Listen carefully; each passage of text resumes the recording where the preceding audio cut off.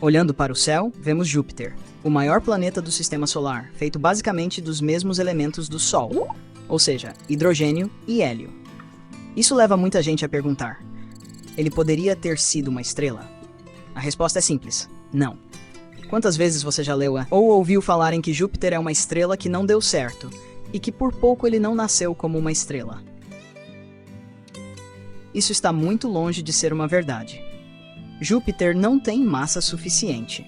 Faltam-lhe pelo menos 80 vezes sua massa atual para iniciar a fusão nuclear em seu núcleo e emitir luz como uma estrela tradicional. Mesmo assim, o universo abriga mundos maiores e mais estranhos. Alguns exoplanetas são 2 vezes maiores que Júpiter, porém com cerca de 1/3 de sua massa. Outros têm mais de 20 vezes sua massa, aproximando-se da fronteira entre planetas e estrelas, porém têm cerca de 90% do seu tamanho. E é justamente nesse limite que surge uma classe fascinante: as anãs marrons. Esses objetos não são planetas comuns, nem estrelas completas. São corpos que chegaram perto de acender, mas falharam em brilhar como verdadeiras estrelas. Entender as anãs marrons é entender o meio-termo cósmico e o limite final entre mundos gigantes e estrelas fracassadas. No vídeo de hoje vamos explorar o que elas são, por que não brilham como estrelas e por que são fundamentais para compreendermos a formação estelar e planetária. Fique comigo.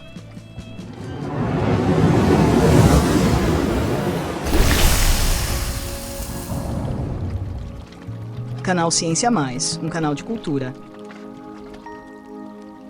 Se vocês curtem o conteúdo que eu trago aqui e querem dar uma forcinha extra pro canal, tem um convite super especial para fazer hoje. Nós liberamos o nosso clube de membros. Ao se tornar um membro, por apenas R$ 3,99 por mês, menos que o preço de um cafezinho, você se torna um pilar de sustentação do nosso trabalho. Seu apoio é o que nos ajuda a cobrir os custos e a garantir que consigamos continuar produzindo conteúdo de qualidade toda semana. Então, se você curte o nosso trabalho e quer nos ajudar a manter o canal ativo, clica no botão Seja Membro aqui embaixo. Sua ajuda faz uma grande diferença. Muito obrigado.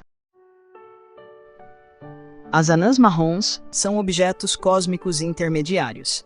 Não chegam a ser estrelas, mas também não são apenas planetas gigantes. Elas se formam da mesma maneira que as estrelas, a partir do colapso de nuvens de gás, e são feitas principalmente de hidrogênio e hélio. Porém, lhes falta algo fundamental: massa suficiente para manter a fusão contínua do hidrogênio, que é o processo que faz uma estrela brilhar de verdade. Apesar disso, as anãs marrons também não são simples planetas. Diferente deles, elas conseguem realizar por um período curto a fusão do deutério e às vezes do lítio, logo no começo de suas vidas. Esse detalhe já é suficiente para distingui-las completamente dos planetas gigantes, que não fazem nenhum tipo de fusão nuclear. Por não sustentarem a fusão do hidrogênio, as anãs marrons brilham muito pouco e acabam esfriando lentamente ao longo de bilhões de anos, emitindo principalmente luz infravermelha. São difíceis de observar, mas cada uma descoberta nos ajuda a entender melhor como estrelas e planetas se formam, e onde exatamente está o limite entre um e outro. Quando falamos de anãs marrons, estamos falando de objetos que vivem exatamente na fronteira entre planetas e estrelas. E essa fronteira é definida principalmente por uma coisa: massa. É a massa que determina se um objeto vai ser apenas um gigante gasoso, uma anã marrom ou uma estrela de verdade. A partir de cerca de 13 vezes a massa de Júpiter, um objeto já é capaz de realizar um tipo especial de fusão, a fusão do deutério, um isótopo raro do hidrogênio. Imagine um tipo especial de hidrogênio que nasce reforçado. Esse átomo é o deutério, também chamado de hidrogênio pesado. Enquanto o hidrogênio comum tem apenas um próton no núcleo, o deutério possui um próton e um nêutron, tornando seu núcleo mais estável e mais fácil de ser fundido. Essa diferença, apesar de parecer pequena, é fundamental para entendermos o funcionamento das anãs marrons. As anãs marrons têm massa suficiente para se contrair e aquecer por pressão gravitacional, mas não massa suficiente para alcançar as temperaturas centrais necessárias para iniciar a fusão do hidrogênio comum, o processo que mantém estrelas como o Sol brilhando por bilhões de anos. E aqui entra o papel do deutério. Para fundir hidrogênio comum, aquele formado só por prótons, é preciso atingir temperaturas muito altas, da ordem de 10 milhões de graus no núcleo. Isso porque 2 prótons, ambos positivos, se repelem fortemente devido à força eletromagnética. Somente com temperaturas altíssimas eles conseguem se aproximar o suficiente para que a força nuclear forte os una. O deutério, por outro lado, exige temperaturas bem menores para começar a fundir, por volta de 1 milhão de graus. Isso ocorre porque ele já tem um nêutron no núcleo, o que facilita muito o processo. É mais fácil juntar um próton a um núcleo de deutério do que fazer 2 prótons se unirem diretamente. Resultado: até objetos de menor massa conseguem iniciar essa fusão. Por isso, as anãs marrons conseguem realizar a chamada fusão do deutério, mas não conseguem sustentar a fusão do hidrogênio comum. Elas atingem temperaturas suficientes para que o deutério reaja, produzindo energia por alguns milhões de anos. Nenhum planeta gigante conhecido consegue fazer isso. Nenhum deles é capaz de fundir o deutério, por isso, 13 massas de Júpiter é o limite inferior mais aceito para uma anã marrom. Abaixo disso, estamos falando de planetas, mesmo que muito grandes. Mas na introdução desse vídeo falamos que o planeta HR2562b é o mais massivo registrado até o momento, com 22 vezes a massa de Júpiter. Não seria ele então uma anã marrom? A resposta é sim, poderia muito bem ser uma anã marrom. E muitos autores já a classificam dessa forma. Porém, não há consenso perfeito e não vou entrar em detalhes dessa discussão aqui nesse vídeo, pois o tema é longo. Por enquanto, a União Astronômica Internacional classifica esse exoplaneta gigante ainda como um planeta e não como uma anã marrom. Mas vamos seguir em frente com o tema anã marrom. Conforme a massa aumenta, as anãs marrons vão chegando ao ponto em que podem queimar não só deutério, mas também lítio, outro elemento leve que é consumido apenas se o objeto tiver uma gravidade interna forte o suficiente para aumentar sua temperatura central. O lítio é mais pesado que o hidrogênio, mas isso não significa que seja mais difícil de fundir. Assim como o deutério, o núcleo de lítio tem mais partículas internas. Ele possui 3 prótons e 4 nêutrons em seu núcleo. E isso reduz a repulsão elétrica durante a colisão. Em outras palavras, é mais fácil fazer um próton ou outra partícula se acoplar ao lítio do que fazer 2 prótons nus, como no caso do hidrogênio comum, se unirem. Esse segundo limite costuma ficar em torno de 40 a 60 vezes a massa de Júpiter, dependendo do modelo usado. As anãs marrons acima desse intervalo queimam seu lítio no início da vida. As abaixo dele preservam esse elemento. Isso é tão útil que existe até um nome para o teste. O teste do lítio, muito usado para identificar anãs marrons reais. O limite superior é o mais importante de todos. A partir de aproximadamente 80 massas de Júpiter, ou mesmo que aproximadamente 0,08 massas solares, a temperatura e a pressão internas ficam altas o bastante para iniciar a fusão sustentada do hidrogênio, o verdadeiro combustível das estrelas. Quando isso acontece, o objeto deixa oficialmente de ser uma anã marrom e passa a ser uma estrela de baixa massa, uma anã vermelha da classe M. Portanto, as anãs marrons ocupam um intervalo bem definido, entre 13 e 80 vezes a massa de Júpiter, ou mesmo que 0,00124 e 0,08 vezes a massa do Sol. Elas são objetos pesados demais para serem planetas, mas leves demais para ascender como estrelas. E, justamente por existirem nesse meio termo, elas são essenciais para entendermos como o universo separa, tanto na teoria quanto na prática, planetas, anãs marrons e estrelas. As anãs marrons se formam em nuvens moleculares do mesmo modo que estrelas. O gás colapsa pela gravidade, comprime-se e aquece o núcleo do objeto em formação. No início, elas são quase indistinguíveis de uma estrela jovem. Porém, diferentemente de uma estrela verdadeira, não acumulam massa suficiente para atingir as temperaturas necessárias à fusão sustentada do hidrogênio. Esse fracasso ocorre por 2 motivos. A nuvem original pode simplesmente não conter matéria suficiente, e o próprio objeto em crescimento começa a emitir radiação e vento que expulsam o gás ao redor, bloqueando a continuidade do acúmulo de massa. Assim, o processo de formação é interrompido antes que ele alcance a massa crítica de uma estrela. O resultado é um corpo intermediário, mais quente e massivo que um planeta gigante, porém incapaz de brilhar como uma estrela. Ele consegue, por pouco tempo, fundir deutério e às vezes lítio, como já explicamos anteriormente, mas essa fusão é fraca e não se sustenta por muito tempo. Com o tempo, as anãs marrons esfriam, escurecem e se tornam objetos discretos e difíceis de serem detectadas. Quando ouvimos o nome anã marrom, a primeira imagem que vem à cabeça é a de um objeto literalmente marrom, talvez parecido com Júpiter ou com um planeta rochoso escurecido. Mas aqui vai um fato curioso: as anãs marrons não são marrons. Na verdade, o nome surgiu nos anos 1970, quando os astrônomos ainda não sabiam como esses objetos se pareceriam e imaginaram que, por serem mais frias e escuras do que as estrelas, exibiriam tons amarronzados. Hoje sabemos que isso não é verdade. Dependendo da temperatura, uma anã marrom pode parecer vermelha, vinho, magenta, púrpura ou até quase negra ao olho humano. Ainda assim, o nome pegou e ficou. Para entender essa diferença, precisamos olhar para as propriedades físicas das anãs marrons e como elas variam entre os diferentes tipos classificados pelos astrônomos. As classes L, T e Y, classes espectrais que agora, junto com a classe espectral das estrelas, definidas pela famosa sequência O, B, F, G, K e M. Cada uma representa um estágio de temperatura, luminosidade e química atmosférica, e oferece um visual completamente distinto. As anãs marrons da classe L são as mais quentes desse grupo, com temperaturas que podem chegar perto de 1300 a até 2500 Kelvin. Para padrões estelares, isso é frio, mas para padrões planetários é quente o suficiente para vaporizar metais e criar um brilho avermelhado. Visualmente, elas tendem a parecer vermelhas profundas, às vezes com tons alaranjados. Sua atmosfera é rica em poeira quente, com partículas de ferro e silicatos suspensas, deixando a luz difusa e tornando o objeto opaco. Em termos de massa e tamanho, uma anã L pode ser tão grande quanto Júpiter, mas com até 70 vezes sua massa, algo que desafia nossa intuição, porque anãs marrons não crescem muito em tamanho. Elas crescem em densidade. Descendo na escala, encontramos as anãs marrons da classe T, bem mais frias e ainda mais peculiares.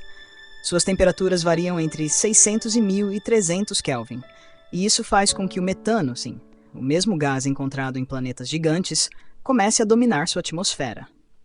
Como o metano absorve grande parte da luz vermelha, essas anãs se tornam visualmente arroxeadas, azuladas ou violeta escuras. Em imagens no infravermelho, elas são brilhantes, no visível são quase invisíveis.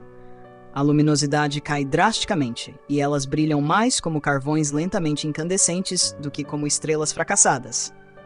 Em termos de massa, podem variar de algumas vezes a massa de Júpiter até cerca de 60 massas jovianas, mantendo praticamente o mesmo raio de um planeta gigante. Por fim, chegamos à categoria mais extrema, as anãs marrons da classe Y, as mais frias já detectadas. Algumas têm temperaturas tão baixas quanto 250 a 300 kelvins. Lembrando que a faixa de 250 a 300 kelvins equivale a temperaturas entre menos 23 graus Celsius e 27 graus Celsius positivos. A essa temperatura, o vapor d'água condensa em nuvens, e até gelo pode existir em partes da atmosfera. Visualmente, uma anã Y seria quase totalmente negra ao olho humano, emitindo pouquíssima luz. Seu brilho só aparece no infravermelho profundo, onde nossos instrumentos conseguem detectar calor mínimo. São os objetos mais planetários entre as anãs marrons. Em massa, ficam geralmente entre 5 e 20 massas de Júpiter. E em tamanho continuam no mesmo patamar, algo levemente maior ou igual ao raio joviano. Comparando todos esses tipos lado a lado, percebemos um padrão fascinante. A cor não depende do nome, mas da temperatura. As anãs L brilham em tons vermelhos quentes, as T em azul arroxeado frio, e as Y praticamente desaparecem na escuridão. Todas têm tamanhos próximos ao de Júpiter, mas massas muito maiores, especialmente as L, que chegam perto do limite que separa anãs marrons de estrelas, e todas são extremamente apagadas. Mesmo as mais brilhantes são 1 milhão de vezes menos luminosas que o Sol. Essa variedade incrível mostra como as anãs marrons formam um verdadeiro arco-íris invisível, onde cada tipo brilha em um comprimento de onda diferente, revelando sua idade, sua temperatura e sua composição química. E é justamente essa transição suave, de objetos vermelhos quentes a sombras quase geladas, que faz das anãs marrons uma das classes mais intrigantes de corpos celestes do universo. Detectar uma anã marrom no céu é um dos maiores desafios da astronomia moderna. Isso porque elas são extremamente escuras. Não brilham como estrelas de verdade e muitas vezes são mais frias do que um forno doméstico. Para encontrá-las, os astrônomos precisam enxergar o que o olho humano não vê. E é aí que entra o infravermelho, o tipo de luz emitido por objetos quentes, mesmo quando parecem totalmente escuros no visível. Telescópios espaciais como o WISE e o Spitzer vasculham o céu procurando pequenos pontos de calor, sinais sutis de objetos que brilham apenas no infravermelho. Uma anã marrom aparece como uma fonte fraca, mas consistente, com o tipo de brilho térmico que um planeta gigante jamais produziria sozinho. Embora sejam quase invisíveis, as anãs marrons deixam pistas, pequenas manchas infravermelhas, movimentos sutis e espectros cheios de moléculas exóticas. É como procurar brasas escondidas em uma floresta escura. Você só as encontra quando olha no comprimento de onda certo. A dupla Luhmann 16AB é o par de anãs marrons mais próximo da Terra, localizado a apenas 6 anos-luz de distância, praticamente aqui ao lado em termos cósmicos. Essas duas anãs marrons orbitam uma a outra como um mini-sistema estelar fracassado. A primeira, Luhmann 16A, é um pouco mais quente e brilhante. A segunda, Luhmann 16B, é mais fria e mostra variações rápidas de brilho, causadas por enormes nuvens turbulentas em sua atmosfera. Verdadeiras tempestades gigantes feitas de partículas metálicas e poeira quente.